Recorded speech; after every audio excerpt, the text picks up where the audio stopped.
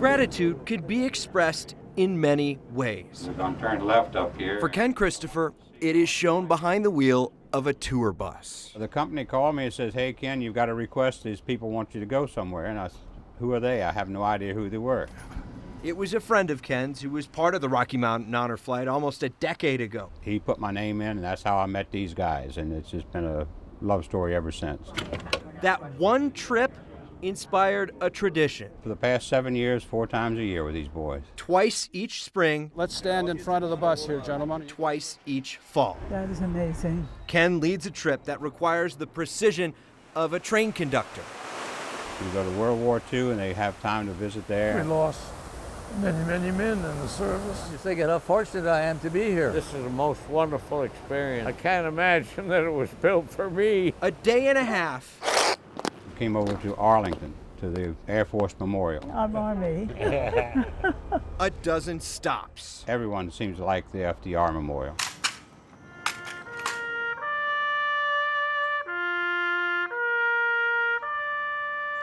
The second day, we come straight to Arlington.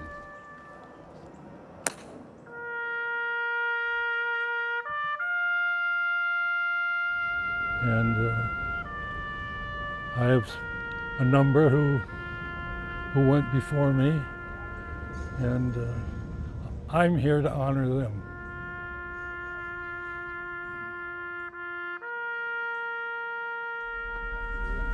All right, Harry, how are you doing? Ken feels the need to give back. I just love doing this, and I don't tell him I'd do it for nothing.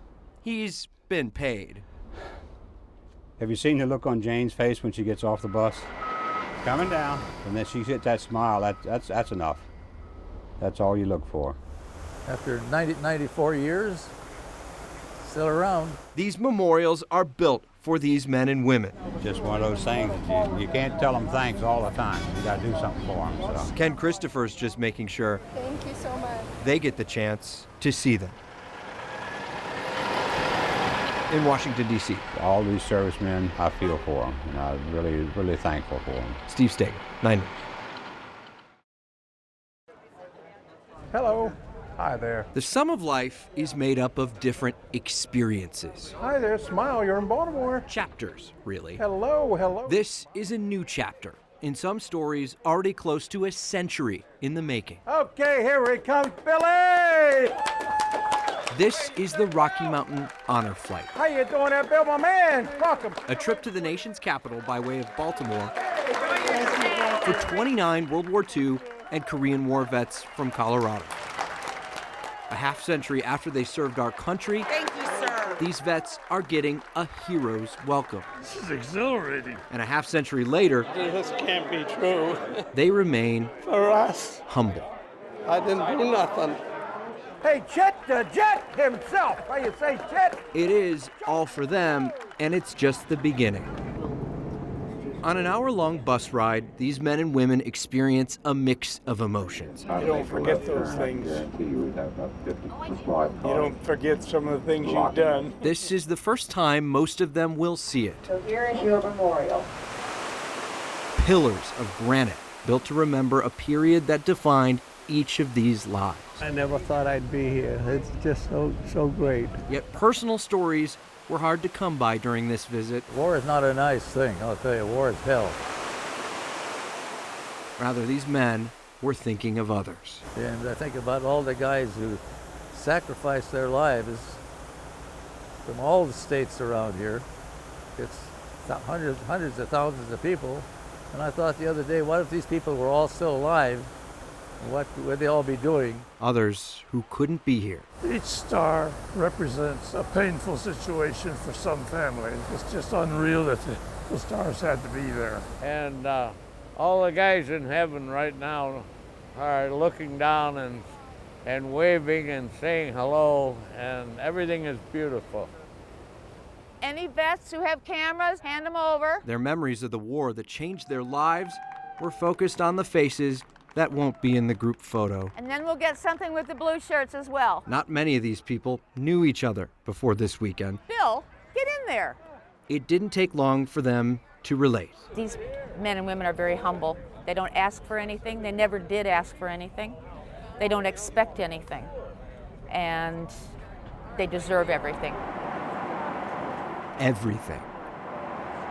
You can just shout out your answer. What do you miss most about your time when you were serving? They missed thoughts from home. So did anybody miss mail call? Mail call. Staff Sergeant Tony Bouchabot. We got a Lieutenant Colonel Martha Baker. Sergeant Earl Lammers. Machinist Mate First Class Jerry Dickinson. One more reminder of a time long ago. You know, the one thing when we were in the service, I guarantee you everybody loved mail call. For everyone on this flight, war was a short chapter of their lives. And when I would get mail, it was like I was sitting in my living room. It may sound silly, but this gave me tears. The real story is what came What can I say? after. Marriage, children, families, life. This is something else, isn't it? The sum of life This is wonderful. I never expected anything like this. is made up of different experiences. This is one Oh, it's wild. It's wild. they will never forget. In Denver, Steve Staeger, 9 News. It's a real honor. It makes you feel humble. Respect is not a suggestion here, rather a requirement. Truly respect and honor the job they have. One that's easy to fulfill for Clint Cater. I have a number who went before me. I'm here to honor them.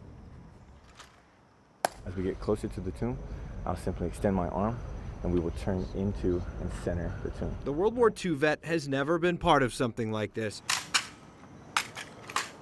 It's a somber event. Those that partake in it on a daily basis have to be special people. Here you won't find a shoe unshined or a shirt unpressed. No imperfections, at least not on those who guard the Tomb of the Unknowns every day. I think we that presented the wreath had a couple, but Please place both hands on the wreath. Yet respect Please follow me. is the only requirement. Present on!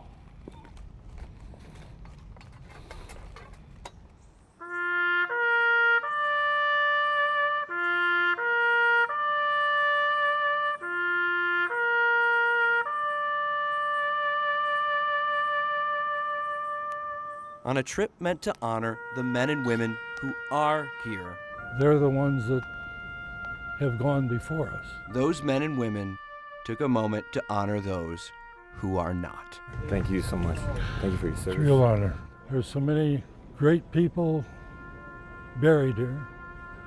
To be a part of honoring them is a life's dream. In Washington, D.C., Steve Staeger, 9 News.